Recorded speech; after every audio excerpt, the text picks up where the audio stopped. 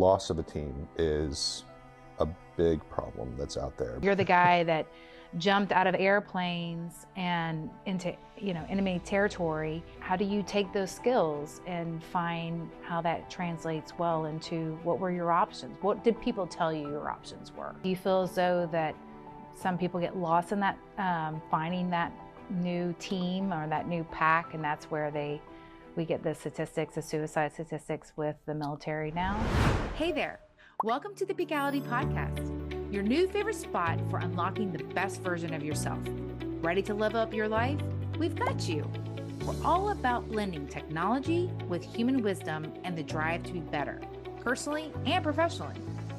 Each week we dig into the real stuff, strategies, tools, and mindsets that cut through the noise and help you thrive. No fluff, just practical insights from experts, thought leaders, and people who've been there, done that. And we're here to break it all down into easy steps. Whether you're kicking off a fresh start or a physician seeking to inspire your patients, we've got stories, tips, and tricks to inspire growth in each area of life. Your peak potential is calling, starting right now.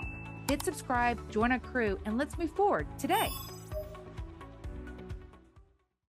Retired Lieutenant Colonel Wayne Fogel is a 27-year U.S. Army veteran, former battalion commander, and currently the Business Development Director at University of Central Florida's Institute for Simulation and Training.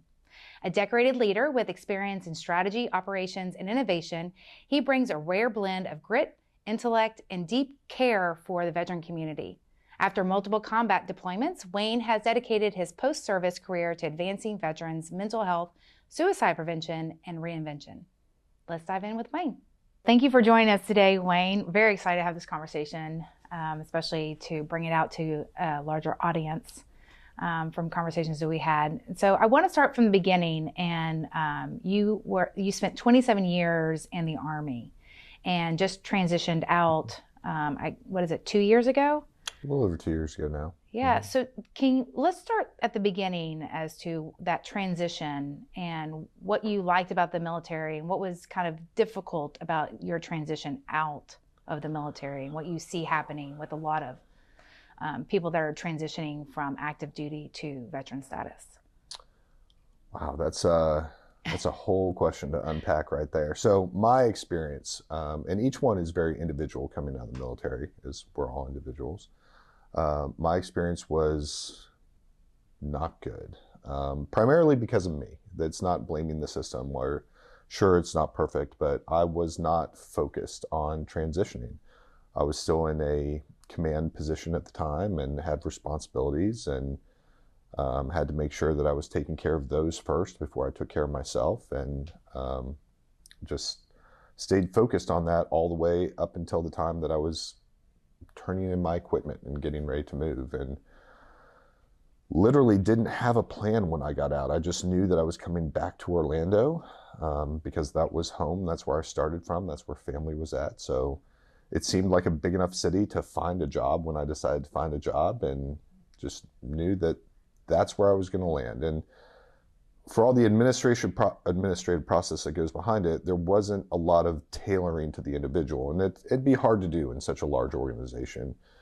So as I sat through the transition courses that was mandated to sit through, they're trying to reach an audience from 22-year-olds who've spent 4 years in the military to, mid-40s or later that have been in the military their whole life, and trying to help them bridge that divide. And so that's a difficult struggle for them, and one that ultimately gets tailored to the largest number in the room, which was 22 to 24-year-olds who have spent that 4 to 6 years in, and as well it should be.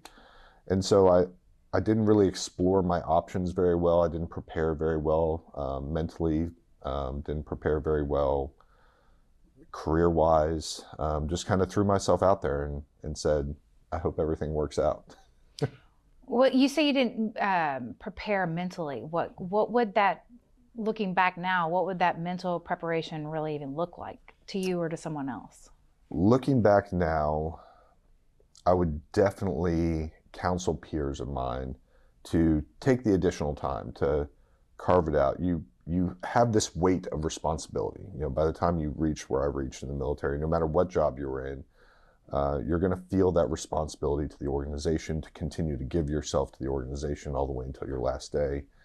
But I'd argue like that's the time, that last year beforehand, to step back a little bit, realize that the machine can keep going without you, and take a little bit of extra time to figure out who it is that you are minus the uniform. And that's a tough question to answer. That's not something that you're going to be able to answer in a year before you get out of the military. That's not something that I think I can fully answer now, a little over 2 years out of the military. But at least taking that time to start figuring out, like, life is, or at least posing the question to yourself, life is going to be different. It's going to be a new environment. It's going to be new people. And I took that for granted, because as you move around in the military, you are put in new environments with new people, but it's still centered around the same job, same purpose, same task. And so while people in the military are very good at moving, they're very good at making new friends because they've had to, just the idea of leaving the culture you're in and being put into something that you may not know anything about, or your historical memory of it is not as good as you think it is, I would say. Yeah. And that's interesting. I mean, I've heard the analogy, well, put it this way. I've come to understand that when you're in the military, people get used to that pack environment, and you transition, but you know that pack is there. You know that family's there, and there's some consistency with that. And when you transition out, you have more of an individual, solo type of approach to life. And do you think that that transition, that understanding of that pack versus solo transition, is one that is more the focus of that challenge of that transition? Do you think that there's something that people could try and do to help create a pack? Because it sounds like when you came out, you were trying to search for what those possibilities are, who you're going to connect with. You came home because that's where your community was. But for people that are looking for transition and community, like what advice would you give them on how to reach out and connect to people? So that's a difficult one, because they do try to, in a roundabout way, approach that team member mentality. So you get some briefings on the different veterans organizations that are available out there, VFW, things like that, where you can connect into the veteran community when you get back to your home. And that's good. It didn't really reach me. It didn't resonate with me, and it may not resonate with the individual, but that's their attempt, I think, to recognize the fact that you're used to being part of a team. You're used to being welcomed into a group by someone or a group of people, and that's not what you get when you transition out. Yeah. So yes, you can find those resources somewhere like a VFW or something like that, but that doesn't resonate with everyone. So I would offer to at least plug in, find some kind of veterans group when someone transfers out, and just test the water of it. You don't have to keep going. You don't have to become a member of something, but go and find, if it's a VFW, or there's, in a couple different places around the country, there's veterans beer clubs, and maybe beer is not your thing, but at least it's an opportunity to check in and meet like-minded people initially as a first step as you get out. Some way to connect back into friends or family that you had made, even if it's a roundabout way, which is one thing that I actually did do. I had a friend turn me on to one of those organizations, and made my first friends coming out of the military, where we hadn't known each other in service, but a couple of us had known the same people and had served with the same people. And so there was a little bit of connective tissue, and that's all it took to start to build my team here at home. That's great. That's great. And do you feel as though that some people get lost in that, finding that new team or that new pack, and that's where we get the statistics, the suicide statistics with the military now? What do you think that is it the core, what do you find that is some core issues in that transition with the military? Absolutely. Loss of a team is a big problem that's out there, but it's a much bigger issue than that. So if we're jumping into those statistics. Yeah. And they're bad. You trying to remember all the numbers off the top of my head. I think the VA accounts for somewhere between 16 to 19 veterans a day are committing suicide. I think some studies have shown the numbers closer to 43. As we've seen some reports coming out of Congress, and regardless whether you're counting at 19 or 43, each one is tragic. Yeah. There's so many factors that go into that. Once again, it's a very individual decision for each and every person. So to nail it down to one single aspect is, I think, impossible. Being a part of a team is an important thing. That's something that you are a part of. You are part of a mission, a part of a team. Even though these were people from all over the country and all different walks of life, that you'd come together on that common purpose. And so now you are separating from that. You no longer have that team to be able to rely on. You no longer have that purpose to be able to rely on. And depending on how long you served, and for some people, even if it's just their one tour that they served, now you're transitioning back into a life that you don't really understand. Because when you joined, we were young when we joined. Most people are young when they joined. So you're coming out of school and a little bit of work environments, but those work environments typically are very starting jobs, the minimum wage, and there's nothing wrong with that. It just, now you've gained some skills and you're trying to figure out where those skills translate into the civilian world, and you get a little bit lost in the system. It's hard to conceptualize on your own without that team, without that family to bring you together, to conceptualize how does doing what I did in the military, especially for a lot of combat veterans, how does that translate into the civilian world? Yeah. It's hard to conceptualize that and realize that and communicate that.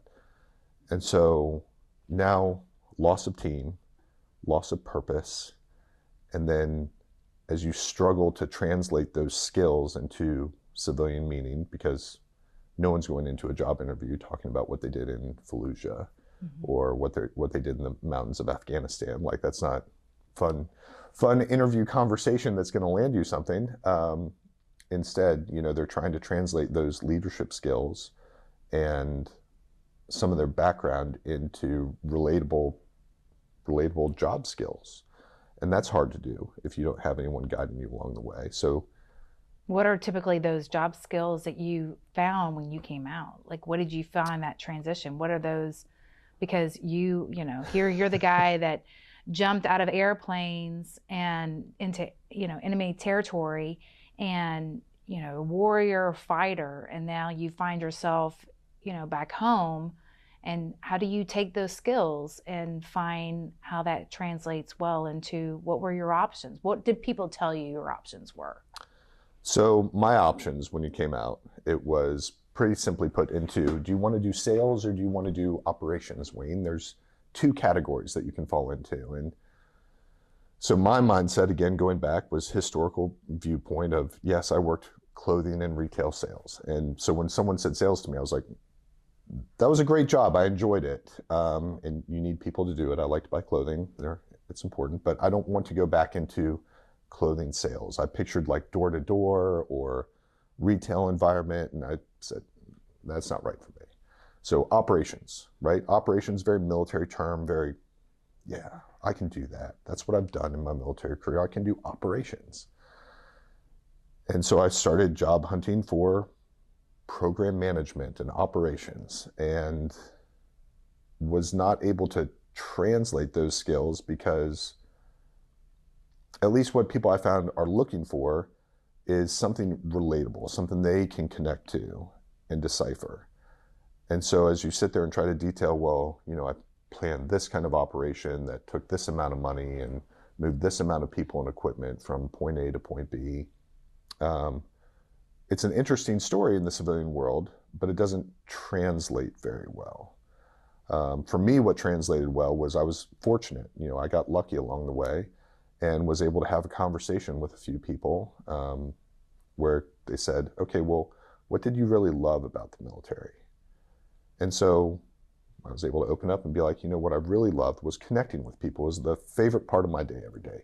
Coming into work, there's a rotating, and when I was younger in the military, I had to do this. And as I got older, you kind of pass by a desk first thing in the morning as you come to the job. You have basically a guard detail that sits there at the front desk.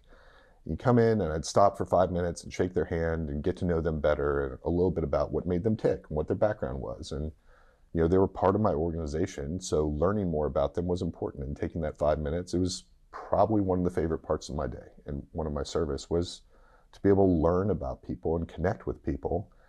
And instantly, I had a future employer that I didn't know was going to be a future employer look at me and be like, business development might be the right fit for you. Too long and funny of the story, but I was 4 interviews in, and a flustered Wayne probably used some curse words when he asked, what is business development?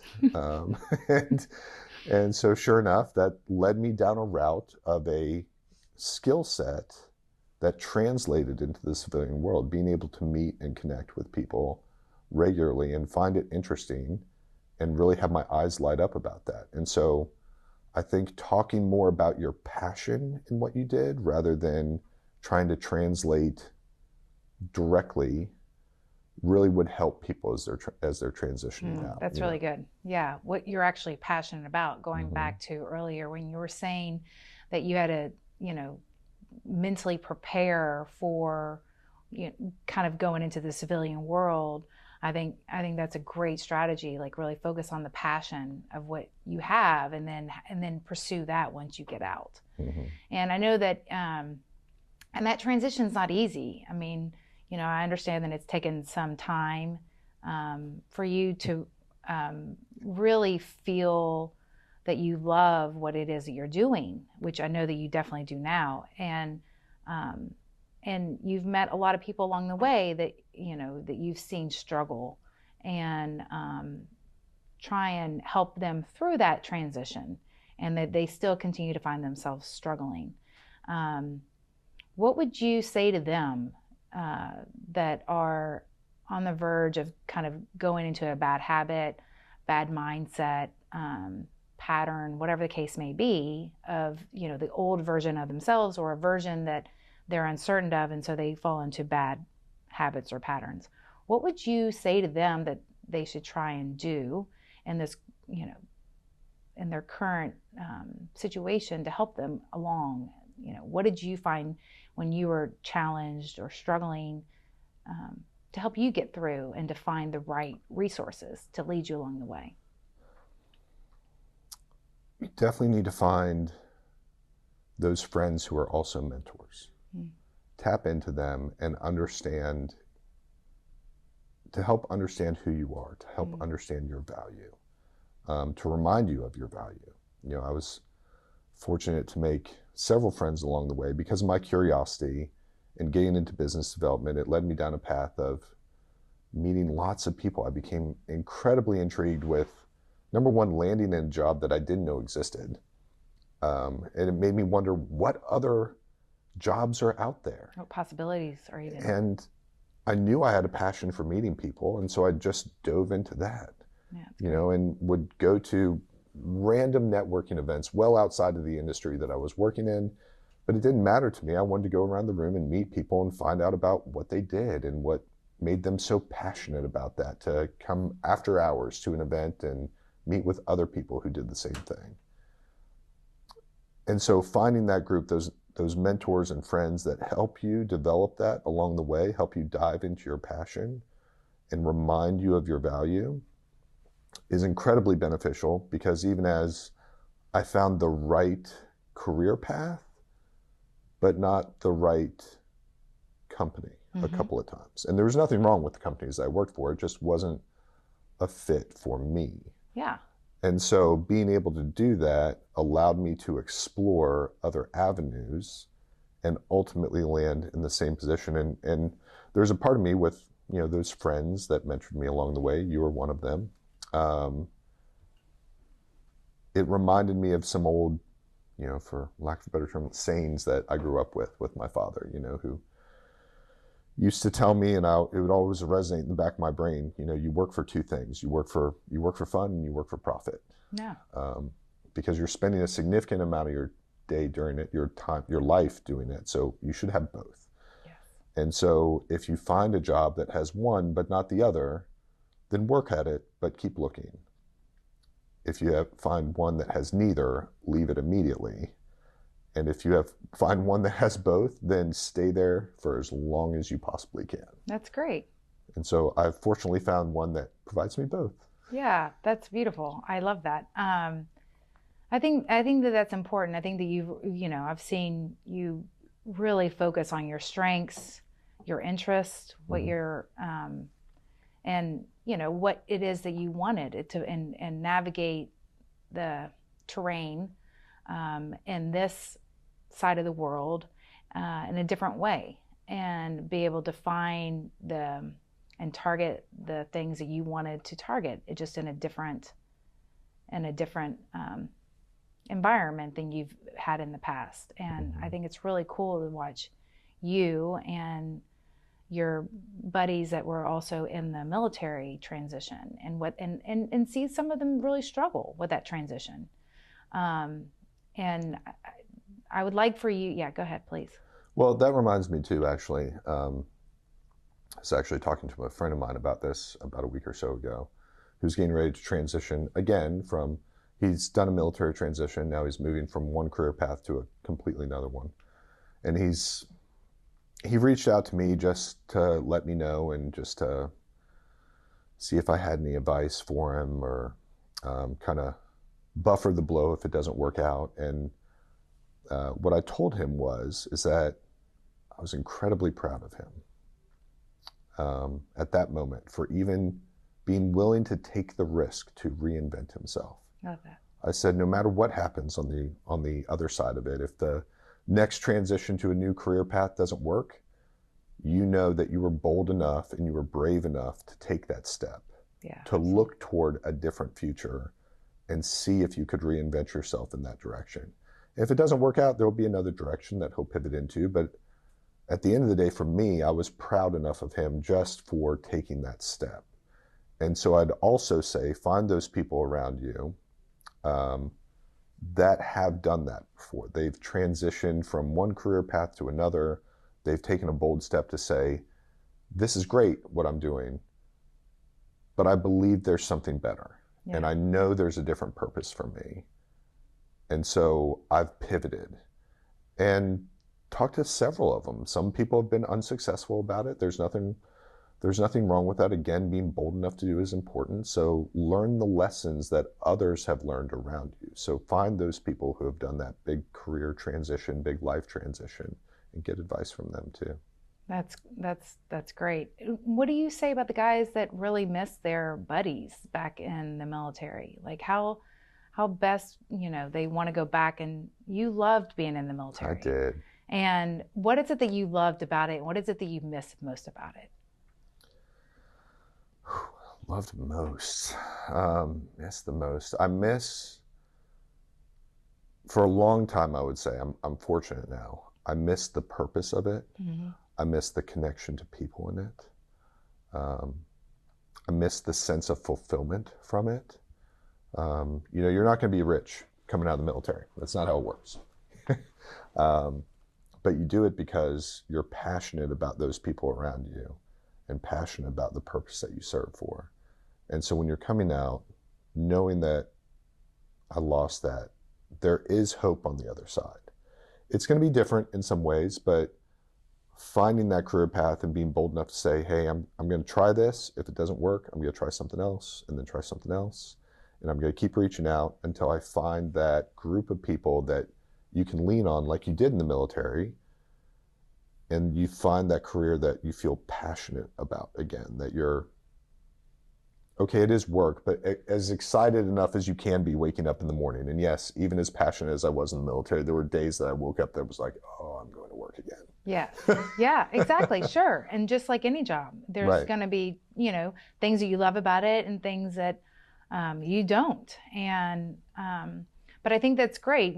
How do you, when you transition out, getting the right mentors, getting the right people, and recognizing what it is that you loved about, your past career and what you were good about it. I mean, I think that, and seeing what you loved about it and how it's transitioned into your current position is really cool, because essentially you're doing the same thing. You're leading, you're working with people, you have a mission to bring, to deliver products and a deliverable that is going to be impactful. And that's what you do. But in this case, you're now working with technology and software and innovation for a university.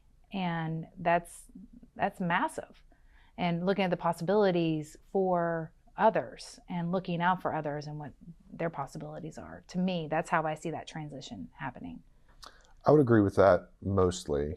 There's some other aspects about it that I find passionate about. So please. Sure, at the root of it, I'm bringing more money into a university, and you could minimize it like that, and if that makes you tick, then great. That's not what makes me tick. Yes, the build on that is that there's new and innovative technology that they're working on, and it's going to help both commercial aspects, it's going to help military aspects, so there's a tie of it that is still helping those that are in service in uniform. And that's part of it as well. But the build on it for me is that these researchers, these professors, the students, the faculty and staff that are there, it's being able to help them find their purpose too. I'm not the one who's doing research. I'm not doing any innovation. I don't have any bright new ideas of how AI or simulations or hypersonics or new materials can impact the world. But I know a lot of people who do. And being able to help them unleash their passion really wakes me up in the morning. How can I get them the funding or the opportunity or the space where they can really be as creative as they know that they can be and provide that opportunity to others to excel in life? It's kind of what wakes me up in the morning. So rather than focus on that bottom level, that's where I'm looking at all the time. I can absolutely see that transition, that translation from what you were doing to what you're doing now. I think it's really, really cool. And I guess I just want to, go back to when people are, looking to be inspired by your story and where you were and all that you've done, and how although you struggled with that transition, you've come out on the other side thriving. And never seen you so happy and excited and enthusiastic about the change that you're making, and with yourself, but also with the organization that you're working with. And so if you were to give one lesson or piece of advice that you would give to someone that's transitioning or has transitioned and still struggling, what would you say to them that would help, maybe that you'd heard during that transition? Well, first I'd say thank you for the compliment. Thriving, maybe I'm thriving, I'm not sure. I think you are. I mean, from the outside, it definitely, seems that way. You've gone through a lot, and what you're doing with the university, what you're doing in the community, how you've connected with people in the community, all the different organizations, veteran organizations and non-veteran organizations. It's really impressive what you've accomplished in a short period of time. Well, thank you for that. And thriving, I think, is a strong word. I recognize that there's still work that I need to do. It's not perfect. The world isn't, all sunshine and rainbows every day, all day. So thriving as best I can, I'll acknowledge that. With knowing that you've got to recognize that there's not an end to the journey. It's going to continue. So that transition will continue, is continuing. The growth is going to continue, is continuing for me. So there's not a stopping point. And that continual growth is something that you can look forward to in a transition. But if there was one piece of advice, and only one, that someone would listen to or hang their hat on, it would be talk to as many people as you possibly can. Yeah. Reach out to everyone that you know that has gotten out of the military and have a 15, 20-minute conversation. And then once you've exhausted that list, find people in your local community that you're transitioning out to. Find a networking event. Find something that is outside of military and talk to as many people as you possibly can. Just a 15, 20-minute conversation. What do they do? What makes them tick? What makes them passionate about what they do? And you'll have several conversations where people aren't passionate, and some that won't be helpful. But what you'll find is at the end of those, if you keep doing them and you make a habit of it and you don't stop, if you make a habit of it, you'll find connective tissue along the way. Your story will resonate with other people and you'll make friends through that. You'll find your team again through that. And you'll learn how to move into your new world through that. You'll be able to apply those stories to yourself. That's great. Yeah, I think very, very relevant for everyone just to keep at it and reach out. Yeah, it's beautiful. Is there anything else you'd want to share or make sure that people know in this conversation? Wow. I mean, well, you're right. We've talked about having this conversation a long time. So I'm going to throw a few wrenches in your direction. I love it. Okay. Let's do it. So number one, be vulnerable. It's very difficult to do. And for the veterans who are transitioning out, be vulnerable. Start learning to open up. Open up to whoever you can trust. You've got to find somebody. And I struggle to believe that if you've been in the military, there's not someone that you can't call up and just open up to. Because we're all going through something. Can I curse on here? Yeah. Okay, we're all going through something shitty. Yeah. Everybody is. Everybody walking down the street. My favorite saying is, we all got our shit. Yes. Like we all have, right. like no matter who you are, or what you're going through, we've all got stuff going on. So, outside version of Wayne, thriving. Yeah. Inside version of Wayne, I'm going through stuff now too. Yeah. And it changes and adapts over time, but finding at least that one person that you can open up and be vulnerable and tell them, hey, this is what is wrecking me right now. I'm struggling with it, or I'm feeling like I'm not good enough because of this, or I'm feeling like I don't fit because of this. Having that single individual, at least one, find that at least one that you can just be vulnerable with and be honest with. And that's a person that becomes a sounding board for you and helps you through that problem. And listen to the advice that they have. You don't have to follow every word of it. I've had sounding boards along the way that sometimes I use just to hear the exact opposite of what I'm going to do. Yeah. I mean, that happens too. Sure. But at least it gives you someone to connect with and to be truly human with. Great. So that's important along the way. Getting back to the veteran suicide issue and to the issue of, suicide is increasing across the country. It's not just a veteran problem. That's important for the entire audience who might see this. Veterans need to be vulnerable. People need to be vulnerable. And if they can't find somebody, there's therapists that they can reach out to. I know that that has been a challenge for many veterans because they don't want to go to the VA, right. And they don't want to, and then they're trying to find a therapist to talk to.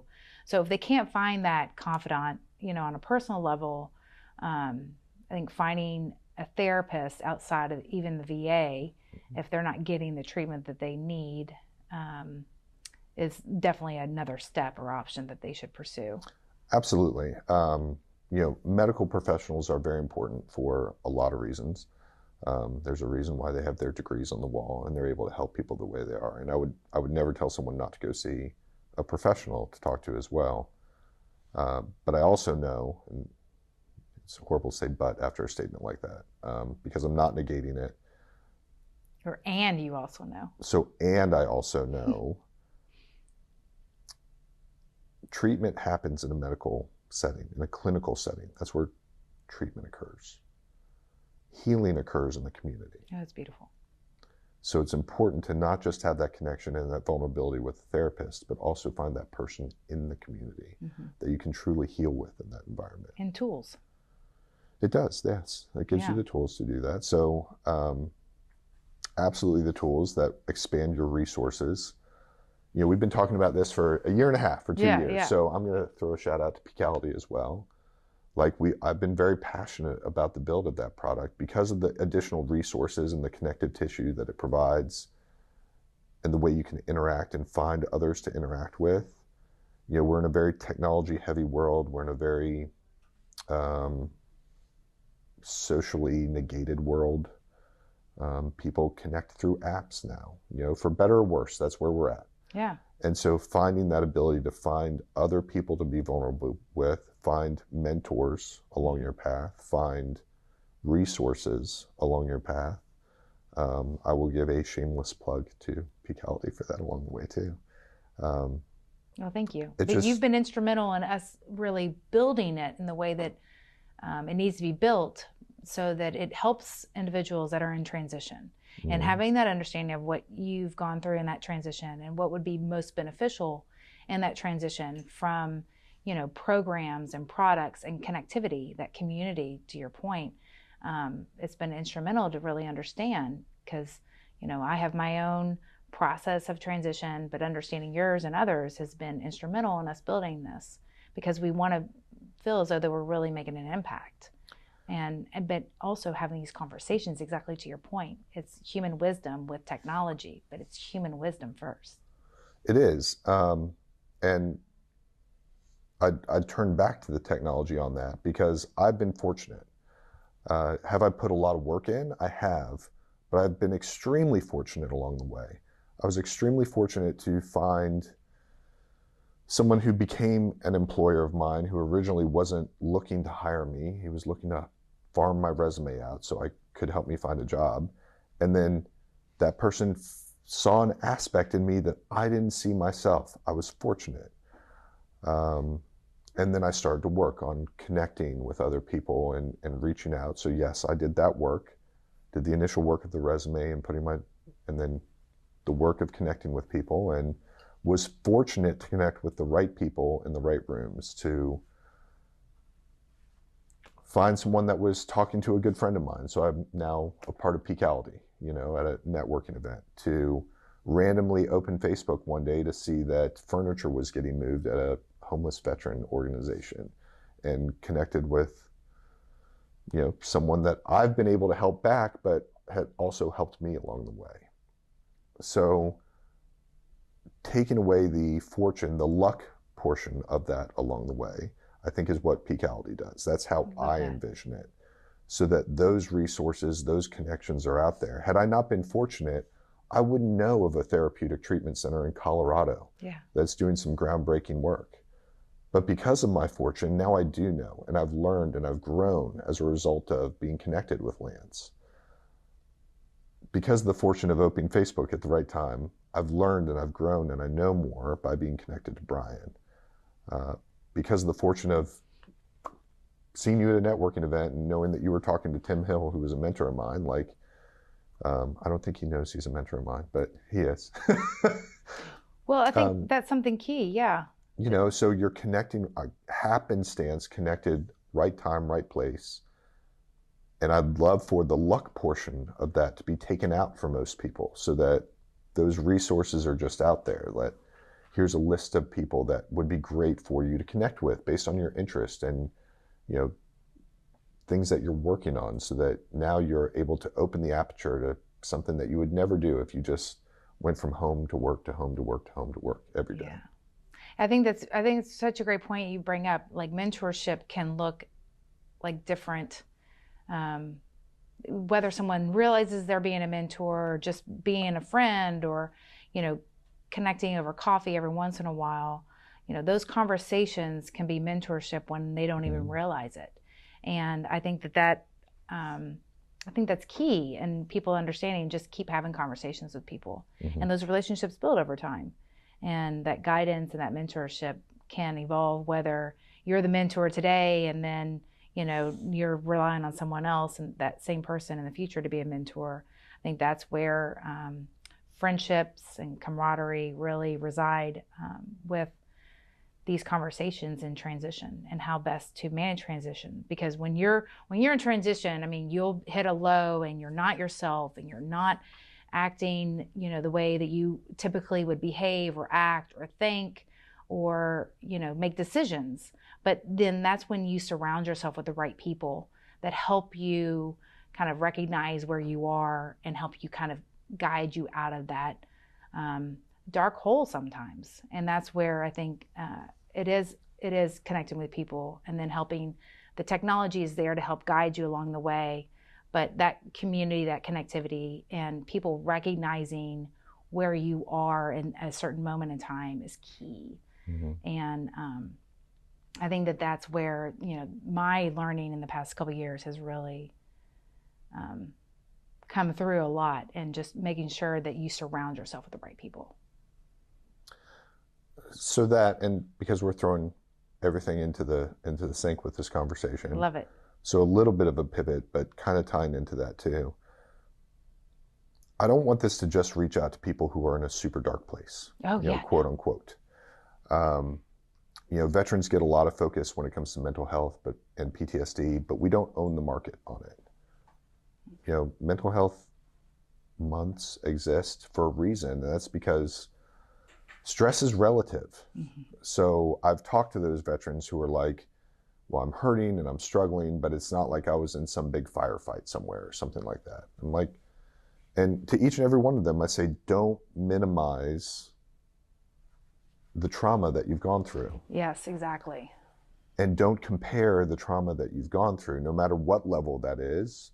It is trauma, period.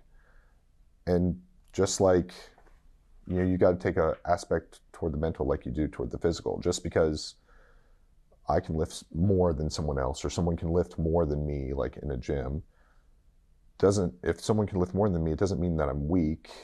And just because I lift more than someone else doesn't mean that I'm strong. Mm. I'm able to do my body is able to handle what it's able to handle.